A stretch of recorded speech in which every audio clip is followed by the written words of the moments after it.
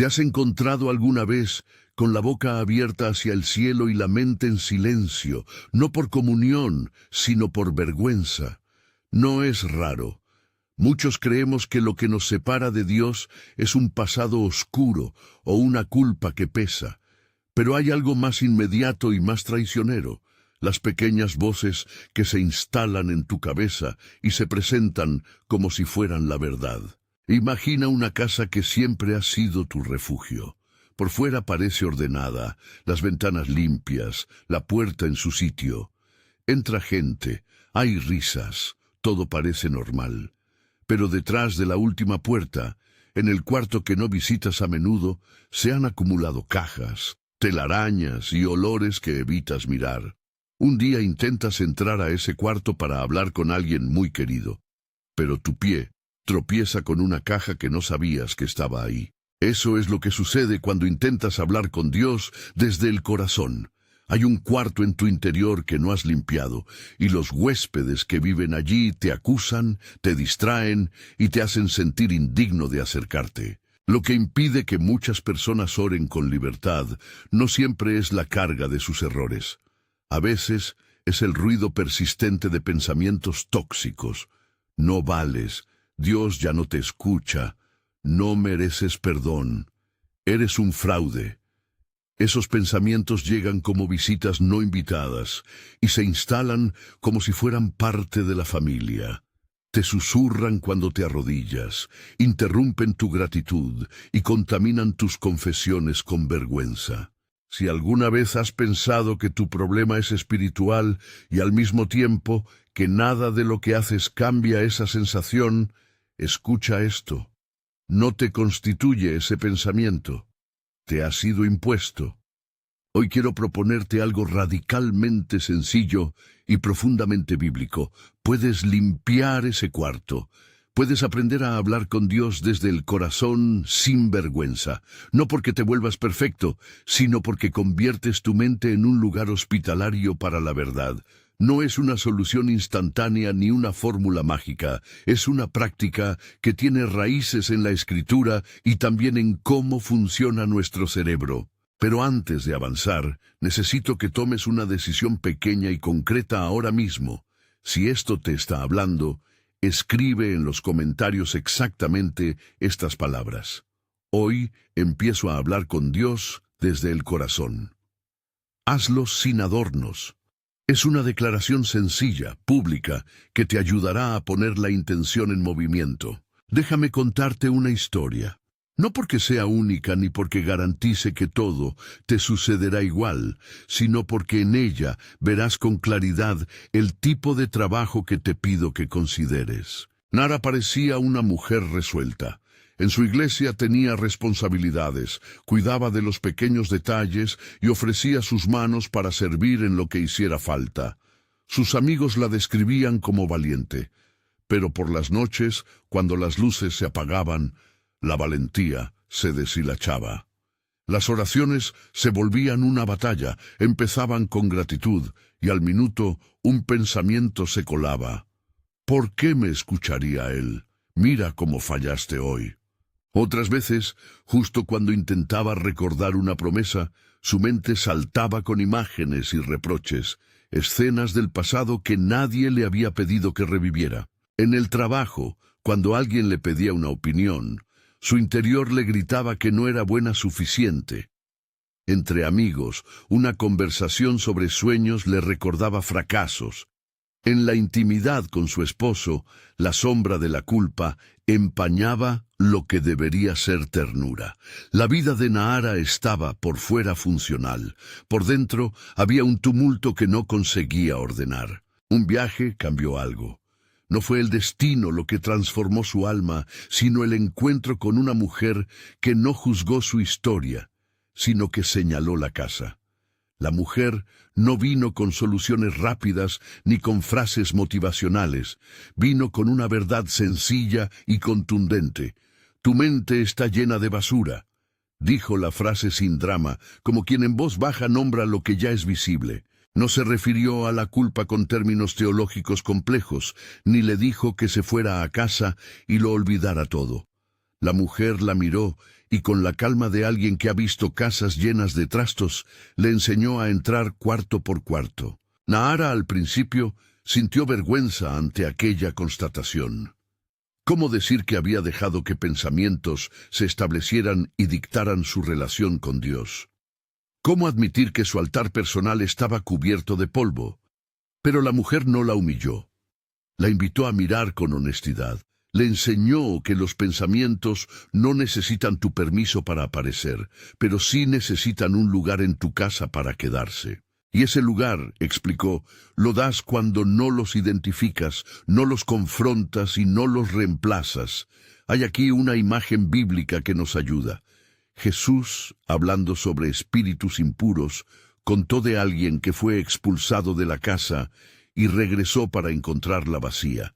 Entonces vino con otros espíritus y la condición del lugar fue peor. Mateo 12, 43, 45. El punto no es causar temor morboso, sino entender que lo que dejamos vacío corre el riesgo de ser ocupado por aquello que nos daña. No basta expulsar el pensamiento, hay que llenar el espacio con otra presencia, la verdad. Pablo, invitando a los creyentes a renovar su manera de pensar, escribe que no se conformen a este mundo, sino que se transformen mediante la renovación de la mente. Romanos 12:2, y en Filipenses 4:8 nos deja una brújula práctica, dirigir la mente hacia lo que es verdadero, digno, justo, puro, amable y digno de alabanza. No es un ejercicio intelectual frío, es una orden de vida. La mujer sabia con la que Nahara habló no llegó con teologías enlatadas, le propuso una disciplina concreta. Le habló del hábito de identificar los pensamientos que le robaban paz, de escribirlos y sorprenderlos con la verdad de la Escritura.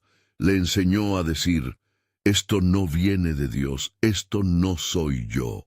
Repetirlo no por repetir, sino por instaurar una frontera. Le mostró cómo un versículo puede funcionar como una herramienta, no para negar la experiencia del dolor, sino para contrastar la acusación con la promesa. Nahara aceptó intentarlo, no porque creyera que la disciplina le haría inmune a las sombras, sino para recuperar el terreno de conversación con Dios.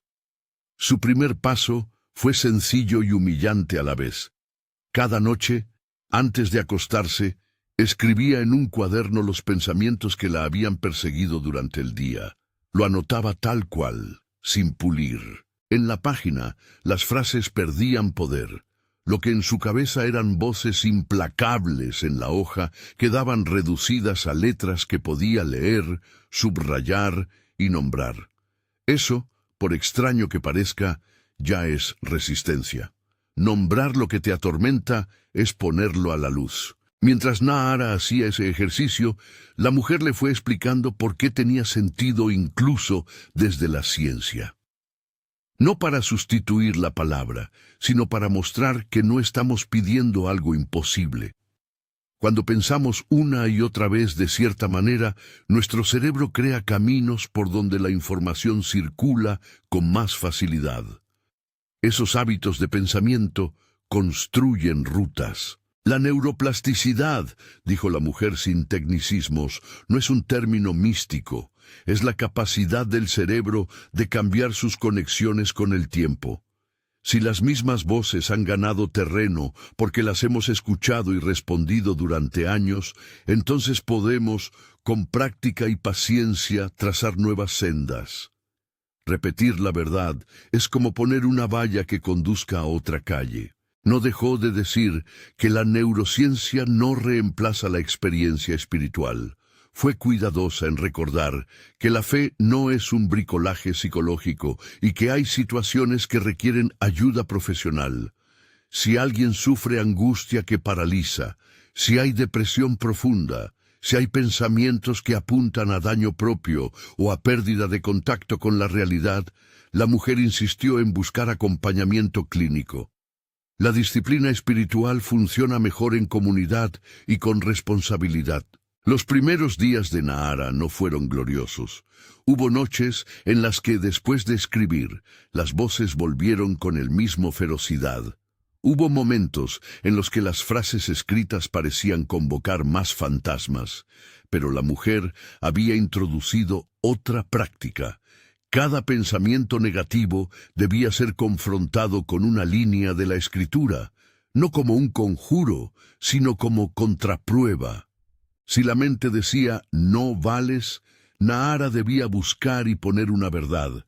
«Soy creada en la imagen de Dios» o «nada nos separa del amor de Dios». Románticamente parafraseado, pero con el sentido de la promesa de Dios. Si la voz gritaba «no mereces», su contrarréplica era recordar que el perdón es un don y que la identidad se sostiene en Cristo, no en el rendimiento. Esto que te cuento puede sonar simple, y lo es. La batalla no siempre requiere estrategias complejas. Muchas veces exige coherencia diaria. La mujer le enseñó a Nahara a hacer pequeñas intervenciones en el entorno. Poner post-its en el espejo con versículos, dejar una lista de promesas en la mesilla, escuchar salmos al acostarse. Cambiar el ambiente no sustituye la decisión interior, pero la sostiene. Si a lo largo del día tu espalda se encuentra con recordatorios de la palabra, tus rutas mentales tendrán más oportunidades de redirigirse. En medio de ese aprendizaje apareció otra invitación: orar con intención. No orar por obligación, ni recitar fórmulas, sino hablar como quien entrega la propia mente a Dios. La mujer no dio a Nahara un guión rígido. Le dio 3 frases que podía usar cuando la vergüenza se encendiera. «Señor, hoy te entrego este pensamiento. No aceptaré que esto me defina. Llena mi mente con tu verdad». 3 frases, sencillas, para decir en voz alta.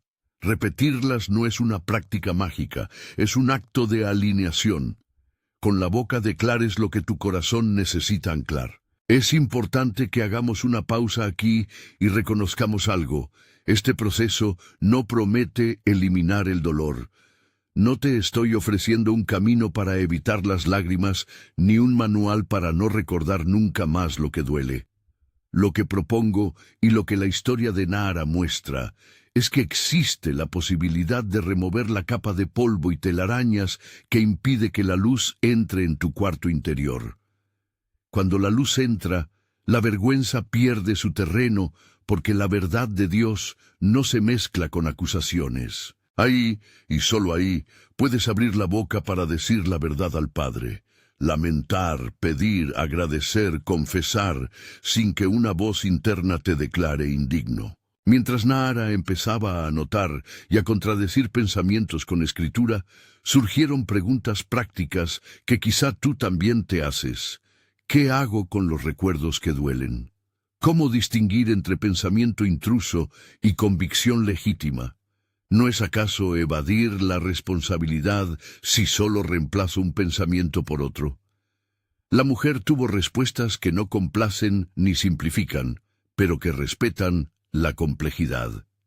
Primero, distinguir implica honestidad. Si al revisar un pensamiento descubres que es un recordatorio de una herida que exige reparación o acción, entonces la respuesta no es silenciarla, es tomar pasos concretos para reparar, pedir perdón o pedir ayuda. Segundo, un pensamiento intruso se reconoce porque viene con acusación, desgana y estancamiento. Una convicción que lleva al cambio suele impulsar a la acción y no busca paralizar. Tercero, reemplazar no es escapar, es reorientar la energía emocional hacia la verdad que habilita el cambio real. Hubo una noche climática en la que Nahara, tras semanas de escribir, confrontar y poner versículos, se puso frente al espejo con una nota pegada que decía una simple frase de Filipenses 4:8. No era la cita textual, sino una guía práctica. Piensa en lo que es verdadero y digno de alabanza. No buscaba borrar el pasado, buscaba redirigir su mirada. Al principio, mirarse fue doloroso. La vergüenza tenía un rostro y un nombre, pero poco a poco, cada vez que la voz decía «no vales», ella la leía, la señalaba y después hablaba la promesa en voz alta. Al repetir, la voz interna perdió fuerza, no por negación, sino porque su autoridad fue expuesta y contradecida. No quiero que pienses que todo fue una línea recta. Surgieron retrocesos, noches en que las antiguas quejas reavivaron y en las que la sombra de la acusación parecía más nítida. Pero algo había cambiado. Nahara ya no se rendía ante la primera voz. Había aprendido a interrogarla. Eso, querido espectador, es la primera libertad necesaria para poder dirigirte a Dios desde el centro de tu ser. No permanecer pasivo ante la acusación interna. En la siguiente etapa de su camino que desarrollaremos, Nahara tendrá que enfrentar relaciones que alimentan esas voces, establecer límites y aprender a permanecer en la comunidad. También descubrirá cómo la armadura que Pablo recomienda, y la imagen del yelmo de la salvación en particular, Efesios 6:17, no es solo metáfora, sino práctica. La salvación protege la mente de acusaciones que niegan la identidad en Cristo. Pero antes de seguir con eso, quiero que te reconozcas en algo de su relato. ¿Sientes que tu interior tiene un cuarto que evitas? ¿Te resulta familiar la sensación de que justo cuando vas a hablarle a Dios, algo dentro te dice que es inútil? Si esa sensación te visita con frecuencia, te invito a tomar un paso práctico en este momento. Encuentra una libreta o abre el móvil y escribe 3 pensamientos que te interrumpieron hoy. No los justifiques ni los mezcles, solo enuméralos. Luego, al lado, escribe una verdad bíblica que los contradiga. No necesitas terminar el ejercicio ahora, pero haz la intención. La disciplina comienza con una decisión mínima que se repite. La mujer sabia le ofreció a Nahara una enseñanza que se puede resumir en 3 palabras: identificar, confrontar y reemplazar. Todo lo demás es acompañamiento y persistencia. Mientras Nahara iniciaba esta práctica, también tuvo que aprender a ser amable con su propio proceso. La mujer le recordó algo que quiero que recojas. La renovación de la mente no es el triunfo del esfuerzo humano. Es la respuesta a la presencia de Dios en medio del trabajo humano. Romanos 12:2 no dice que te conformes a modelos que te dañan, sino que te transformes con la renovación de la mente. Esa transformación es cooperativa. Dios trabaja y tú obedeces. No se trata de autosuficiencia espiritual, sino de una colaboración humilde donde la verdad bíblica y la disciplina diaria se encuentran. Hubo un momento, una tarde de lluvia, en que Nahara, sentada en la cocina con la libreta en la mano, encontró una frase que le heló la sangre por su simpleza. He hablado con Dios esta semana sin que mi mente me ponga en ridículo. No era una declaración grandilocuente, era una observación pequeña de progreso. La importancia de aquello residía en que la vergüenza había perdido, por unos instantes, su monopolio. Eso no significa que la vergüenza nunca volvió. Volvió. Pero ahora tenía competencia. Te confieso algo que la mujer le dijo y que quiero que te quedes con él. No es suficiente con echar fuera, es necesario invitar a la verdad a vivir en tu casa. Por eso la práctica no se limita a la expulsión de pensamientos, sino que exige llenar el lugar con canciones, con promesas, con comunidad, con actos concretos de obediencia que reclamen el territorio. Si no llenas, el vacío se vuelve un terreno fértil para lo que te dañó. Antes de que avancemos, quiero recalcar una advertencia pastoral que la mujer le dio a Nahara y que ahora yo te doy también. Si tus pensamientos llevan a conductas autodestructivas, si hay riesgo real para ti o para otros, busca ayuda profesional ahora.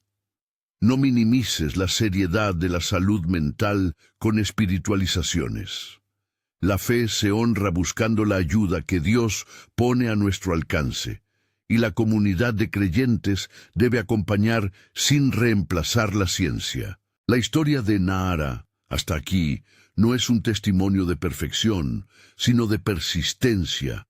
Verás cómo, a medida que continúe su camino, tendrá que aprender a cambiar su entorno, a poner límites, a practicar la oración con intención y a mantenerse firme frente a recaídas. Lo que hemos visto hasta ahora es la apertura, reconocer la habitación descuidada, hacer el inventario de los huéspedes y empezar a marcar una línea con la verdad. Ahora, antes de seguir con su viaje, quiero que hagas una pregunta honesta. ¿Cuánto de tus intentos de orar se ven interrumpidos por frases que te obligan a defenderte? Si respondes con sinceridad, habrás encontrado el punto de partida. Hablar con Dios desde el corazón sin vergüenza no es un ideal inalcanzable, es una posibilidad práctica que comienza con 3 pasos que Nahara ya empezó a recorrer. Apunta lo que te asalta, contrástalo con la palabra, y en voz alta declara la verdad que te libera. Esos pasos, repetidos con constancia, son pequeñas decisiones que reconfiguran tanto el alma como la mente. Mientras cierras este tramo y te preparas para acompañar a Nahara en lo que viene, vuelve a mirar la imagen. La casa con un cuarto oscuro. Puedes seguir ignorando la puerta, puedes creer que esconder las cosas las hace desaparecer, o puedes tomar la escoba, la linterna y el cuaderno y empezar el trabajo de limpiar. No es tarea de un día, requiere comunidad, constancia y sobre todo la valentía de nombrar aquello que te avergüenza. En el próximo paso veremos cómo Nahara afronta las relaciones que han alimentado a las voces, cómo establece límites saludables sin aislarse y cómo convierte las rutinas diarias en prácticas de verdad. También exploraremos con más detalle el fundamento bíblico que sostiene este método, incluyendo lo que Filipenses 4:8 y Romanos 12:2 nos exigen en términos de pensamiento y cómo aplicar la metáfora del yelmo de la salvación, Efesios 6:17, a nuestra vida interior. Y lo haremos sin atajos, con compasión y con firmeza. Por ahora, detente un momento, respira y escribe, si no lo has hecho aún, 3 pensamientos que hoy te interrumpieron y una verdad que quieres que los reemplace. No lo publiques si te resulta doloroso. Guárdalo en tu cuaderno como el primer movimiento de limpieza. Nahara no tardó en descubrir que limpiar el cuarto no era un trabajo solo de interiores. Muchas veces la casa se ensuciaba desde afuera. Había conversaciones, hábitos y relaciones que, sin mala intención a veces, alimentaban las voces. Empezó por lo obvio y lo pequeño, ajustar lo que miraba, lo que escuchaba y con quién pasaba las horas más vulnerables. Quitó de su teléfono las notificaciones que traían comparación y culpa. Dejó de seguir cuentas que le susurraban estándares imposibles. Reservó una franja del día para la lectura lenta de la palabra y para escuchar salmos mientras fregaba los platos. Pequeños cambios que, sumados, redujeron la frecuencia con la que los huéspedes conseguían reunirse en su cuarto oscuro. Hubo conversaciones difíciles. Una amiga que repetía que Nahara debía rendir siempre más no entendió inmediatamente el límite. A veces la gente no sabe que su compañía es una puerta por la que entran acusaciones. Nahara tuvo que aprender a decir no con ternura, a poner distancia sin cortar afecto, a pedir tiempos distintos para hablar de ciertas cosas. Establecer límites no es castigar al otro, es proteger el suelo donde Dios quiere plantar su verdad en tu vida. Cuando lo hizo con claridad y amor, muchas relaciones se ajustaron, otras no, y en esos casos aprendió a reducir la exposición que esas voces tenían sobre su alma. Una de las prácticas más transformadoras fue la de tener un compañero de camino, alguien en la comunidad que conociera el proceso y que pudiera sostenerla cuando la vergüenza volviera con fuerza. No es necesario explicar en detalle lo vivido. Basta con reconocer, hoy me atacan pensamientos de no ser suficiente. La responsabilidad mutua no es socialización del dolor, sino un anclaje para la renovación. Con esa persona, Nahara acordó señales sencillas, un mensaje que dijera «rezo por ti» cuando la sombra se intensificara, una llamada breve para orar un par de frases juntas, un recordatorio de versículos que funcionaran como himnos personales. Llegó un momento en que la mujer sabia le propuso un conjunto ordenado que quiero compartir contigo y que resume lo que hasta ahora has visto en la práctica de Nahara. Son 7 pasos claros que puedes comenzar hoy mismo. 1. Identificar. 2. Confrontar.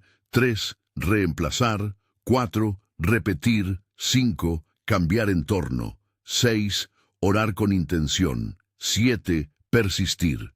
Voy a desarrollar cada uno con ejemplos prácticos para que no sean ideas vagas, sino herramientas que puedas usar ahora. 1. Identificar. Detectar el pensamiento atacante y nombrarlo con precisión.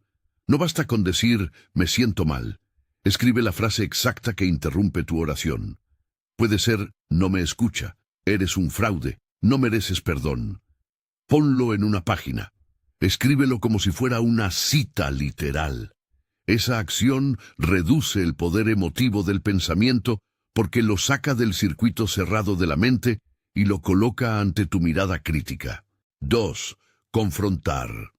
Una vez identificado, pregúntale a ese pensamiento, ¿es verdad? ¿Qué evidencia hay? Aquí no se trata de racionalizar fríamente, sino de crear una instancia de interrogación. Si la acusación no resiste el examen, y muchas veces no lo hace, dilo en voz alta, esto no viene de Dios, esto no me define. Usa la fórmula que la mujer enseñó a Nahara, frases cortas que marcan frontera. La repetición de una contradeclaración rompe el automatismo. 3. Reemplazar. Sustituye la acusación por una verdad bíblica concreta, no una idea genérica, sino un versículo o una promesa que puedas citar con certeza. Si tu pensamiento dice, no vales, reemplaza con una verdad como, soy creado a imagen de Dios, o con una promesa específica que te sirva. Filipenses 4:8 te propone un marco. Piensa en lo que es verdadero, honesto, justo, puro, amable y digno de alabanza. Elige una frase que encaje con esa ficha de identidad y úsala como herramienta. 4. Repetir. La neuroplasticidad no es palabra de moda. Es la descripción de un hecho simple. Lo que practicas se fortalece. Imagina un sendero en el bosque. Si pasas 1000 veces por el mismo camino, se vuelve carretera. Si empiezas a recorrer otro camino, con el tiempo también se hará camino claro. Repetir la verdad en voz alta y con el cuerpo, poniendo la mano en el pecho, escribiéndolo, ayuda a consolidar la nueva ruta. No te frustres si los resultados no llegan en un día. La paciencia es parte de la fidelidad al proceso. 5. Cambiar entorno. Lo que vemos y escuchamos alimenta la mente. Llena espacios clave de recordatorios, post-its en el espejo con promesas, una playlist de salmos, un libro de oraciones en la mesilla, versículos en la nevera. Si entras en un cuarto donde el eco es la culpa, trae algo que cante la verdad. Nahara descubrió que poner un versículo a la vista era un acto de hospitalidad para la nueva verdad. Cada vez que sus ojos lo veían, su mente tomaba otro camino. 6. Orar con intención. La oración no es solamente pedir, es entregar. Aprendió a decir oraciones breves y explícitas en momentos de ataque. Señor, hoy te entrego este pensamiento.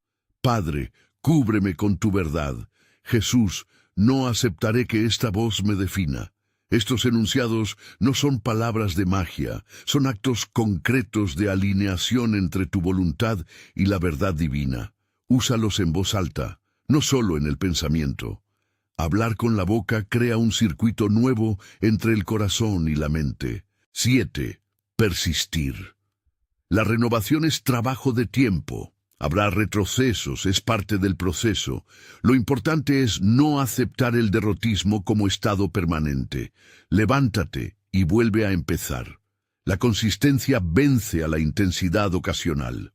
Si practicas 10 minutos cada día durante meses, habrás dado más a tu mente que la mayoría de terapias que se quedan en intenciones. Acompañando estos pasos, es necesario mantener dos principios inquebrantables: humildad y responsabilidad. Humildad para entender que no te basta la voluntad humana sola, responsabilidad para hacer lo que te corresponde. Romanos 12:2 no promete que la transformación ocurra sin tu participación. Habla de la renovación mediante el cambio de tu manera de pensar. No te pido autosuficiencia, sino cooperación con Dios en el trabajo cotidiano. Quisiera ahora ofrecerte prácticas concretas para hablar con Dios desde el corazón sin vergüenza. Ejercicios que puedes repetir y adaptar según tus ritmos. Ejercicio 1. El ritual de la libreta nocturna. Cada noche escribe 3 pensamientos que te atacaron durante el día. Al lado escribe un versículo o una verdad bíblica que los contradiga. Antes de dormir, en voz baja, lee las verdades y declara: Hoy te entrego estos pensamientos, Señor. Lléname de tu verdad. Puedes acompañarlo con un salmo breve. No hace falta elaborar. La constancia es lo que cuenta. Ejercicio 2. El espejo de la verdad. Pega en el espejo una frase de identidad que puedas sostener en voz alta. Por ejemplo, soy hijo, amado, nada me separa del amor de Dios, o Dios me conoce y me sostiene. Inspirado en Romanos 8 y en el sentido de la seguridad en Cristo. Colócate frente al espejo, mírate a los ojos y di la frase 3 veces. Hazlo cuando la vergüenza te impida orar. La voz y el contacto visual reprograman la relación con tu propia mirada. Ejercicio 3. La oración de entrega. Cuando te asalten pensamientos acusadores, haz esto: respira hondo, nombra el pensamiento, dile en voz alta: Señor, esto ahora te lo entrego. Y luego pronuncia una palabra de agradecimiento o confianza. Pueden ser frases muy breves: Señor, te lo entrego, gracias por estar conmigo. Esa sencillez desactiva la hiperactividad mental y vuelve la orientación hacia Dios. Ejercicio 4. Estatuto de límites. Identifica una relación o hábito que más alimenta tu vergüenza y establece un límite práctico por una semana.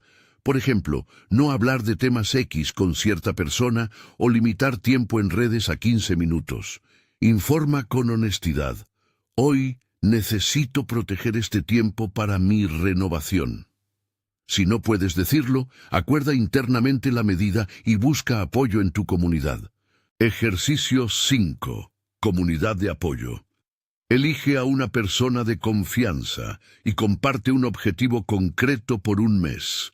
Pueden enviarse un mensaje semanal con una frase de exhortación o orar juntos 2 minutos por teléfono. La interdependencia sostiene la disciplina. Mientras Nahara incorporaba estos ejercicios, la mujer sabia le mostró cómo usar la escritura no como un arma para castigarse, sino como un instrumento para ubicar la verdad. Citó a Filipenses 4:8 como brújula práctica. Cuando tu mente se ocupa con lo que es digno de alabanza, disminuye la fuerza de lo que te denigra.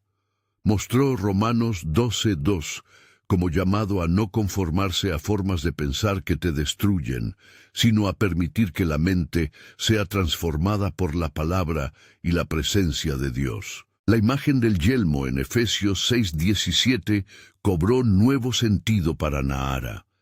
El yelmo de la salvación protege la mente porque recuerda la identidad recibida por gracia.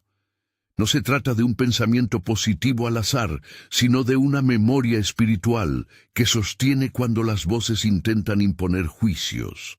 Decir en momentos de ataque: me cubre tu salvación, no es una evasión, es recordar quién eres en Cristo y permitir que esa identidad actúe como escudo.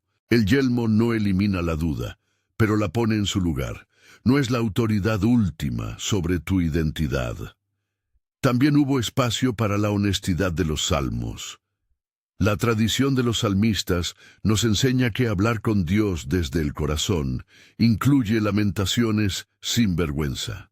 Los salmos contienen preguntas duras, lamentos intensos, y sin embargo están dirigidos al Dios que escucha. Aprender a orar con la sinceridad de un salmo fue para Nahara una puerta para volver a hablar con Dios, sin la coraza de la autojustificación. Hablarle como un amigo íntimo, en la mezcla de llanto y esperanza, libera. Quiero subrayar aquí una advertencia pastoral. No uses estas prácticas para evitar procesos terapéuticos necesarios. Si tus pensamientos van acompañados de desesperanza profunda, ideas suicidas, pérdida de contacto con la realidad o incapacidad para funcionar, busca ayuda profesional de inmediato. La fe se honra buscando lo que la ciencia y la medicina ofrecen junto con la comunidad de fe. En la Biblia, la comunidad también se ocupa de lo frágil. No estás llamado a cargar solo lo que te podría romper. Ahora volvamos a Nahara. A medida que practicaba, hubo una noche que le marcó. No fue un episodio espectacular. Fue una serie de pequeñas victorias consecutivas. Por la mañana se sorprendió al orar con libertad por primera vez en meses. No una oración perfecta, sino una conversación espontánea, sin interrupciones internas que la hicieran tartamudear con la culpa. Dijo cosas feísimas y sinceras.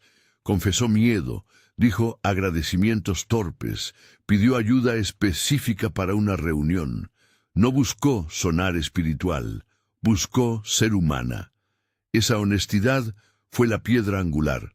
Aprendió que hablar con Dios desde el corazón implica también permitir que Dios te mire como eres y ajustar la casa desde dentro. A partir de ese momento, su práctica se hizo menos rígida y más vivida. En los momentos cotidianos, un pensamiento intruso era ahora una oportunidad para orar, no para rendirse. Cuando la voz decía, no mereces, ella la nombraba y decía, Señor, esto no viene de ti, hazme saber tu verdad. Con el tiempo el volumen de las acusaciones bajó. No desaparecieron, pero ya no tenían la palabra final. Quiero proponerte ahora algunas frases que puedes usar en voz alta en esos momentos y que funcionan como anclas. No son fórmulas místicas, son declaraciones de la verdad de Dios que combaten acusaciones. Señor, hoy te entrego este pensamiento. Tu verdad lo reemplaza. Padre, cubre mi mente con tu paz. No aceptaré la culpa que me oprime. Jesús, recuérdame quién soy en ti, amado, conocido, y sostenido, Espíritu Santo, ilumina la mentira y tráeme la verdad que me libera. Prueba estas frases delante del espejo. Pon la mano sobre tu pecho cuando las digas. Verás que el cuerpo también participa del cambio. Esa coherencia entre palabra, voz y gesto es una de las vías por las que la mente se reconfigura. Otro recurso práctico es la tabla de evidencia. Cuando un pensamiento acusa, no sirves. Crea una pequeña tabla, en tu libreta o en el móvil, con 2 columnas, acusación y evidencia contraria. Bajo evidencia contraria, anota hechos concretos, momentos donde serviste, llamadas agradeciendo tu ayuda, actitudes que prueban lo contrario. Tener evidencia palpable contrarresta la tiranía de la acusación. En el plano comunitario, la mujer sabia enseñó a Nahara a no llevar la limpieza en solitario. La comunidad no es un público para mostrar progreso, sino una red para sostener debilidades. Participó en un grupo pequeño donde se compartían luchas y triunfos de manera puntual y respetuosa. Ahí aprendió que la vergüenza pierde poder cuando se nombra sin juicios. A veces, el remedio no es iluminar la culpa con la verdad, sino recibir una oración que confirme la identidad recibida en Cristo. Hacia el final de su proceso, Nahara encontró herramientas para hablar con Dios, en libertad, incluso en momentos de vulnerabilidad.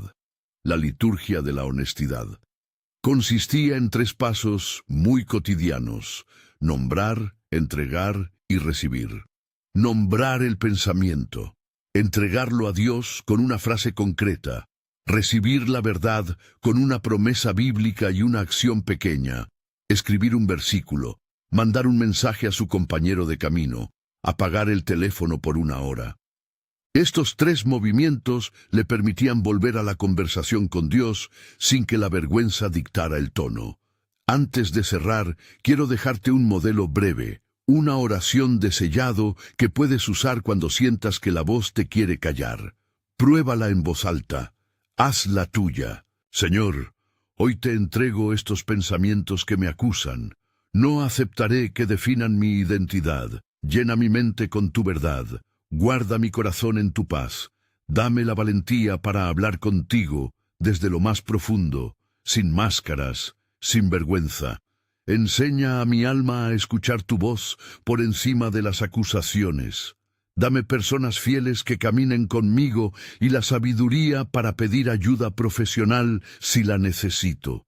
Te agradezco, porque aunque el camino sea largo, tú caminas conmigo. Amén. No prometo que la vergüenza desaparecerá como por arte de magia después de esta oración. Lo que sí te prometo, con la palabra y la experiencia de quienes han vivido este proceso, es que este acto es un paso real. Declara intención, involucra la voluntad y abre espacio para que lo divino y lo humano cooperen. Si este mensaje te ha hablado, si hoy decides empezar la limpieza, te invito a un pequeño gesto público. Comparte este video con alguien que necesite escuchar que es posible hablar con Dios desde el corazón sin vergüenza. Y si quieres que oremos por ti de manera concreta, escribe en los comentarios tu nombre, solo tu nombre, y la frase, ora por mí. No pongas detalles sensibles ni traumas en el comentario público. La comunidad puede sostenerte con una oración breve. Si tu situación es grave, busca acompañamiento profesional además de la oración. No minimices lo clínico. Para cerrar, uno de los pasajes que acompañó a Nahara fue el Salmo 23, la imagen del pastor que guía y que está presente en los valles. No te promete ausencia de sombras, pero sí compañía fiel. Aférrate a esa compañía. Recuerda, hablar con Dios desde el corazón implica honestidad hacia Él y hacia ti mismo. Implica limpiar cuarto por cuarto, invitar a la verdad a habitar y sostener el proceso con comunidad y disciplina. Ahora, antes de despedirte, quiero que hagas un último ejercicio práctico, rápido y concreto. Toma tu libreta o tu móvil, escribe tu nombre y junto a él escribe una frase que quieres que sea tu ancla esta semana. Por ejemplo, soy amado a... Hoy hablo con Dios desde mi verdad. Déjala en la mesita de noche, en el espejo o como recordatorio del móvil. Esa pequeña acción es el inicio de un hábito que, si lo repites, irá transformando tus caminos mentales. Oraré contigo ahora en voz breve. Señor, te pedimos limpieza en las habitaciones de nuestro interior. Quita las voces que nos avergüenzan y danos la valentía para nombrarlas. Llena nuestras mentes con tu verdad y pon junto a nosotros a personas que nos sostengan. Si alguien necesita ayuda profesional, que encuentre el camino adecuado. Bendice a quienes decidan hoy empezar este trabajo. Amén. Que la paz de Dios, que sobrepasa todo entendimiento, guarde tu corazón y tu mente en Cristo Jesús. Que la gracia te acompañe en la constancia del camino y que cada paso pequeño te acerque más a la libertad de hablar con Dios desde el corazón, sin vergüenza. Comparte este mensaje con alguien que viva enredado por pensamientos acusadores y si quieres oración, escribe solo tu nombre y ora por mí en los comentarios. Oraremos por ti.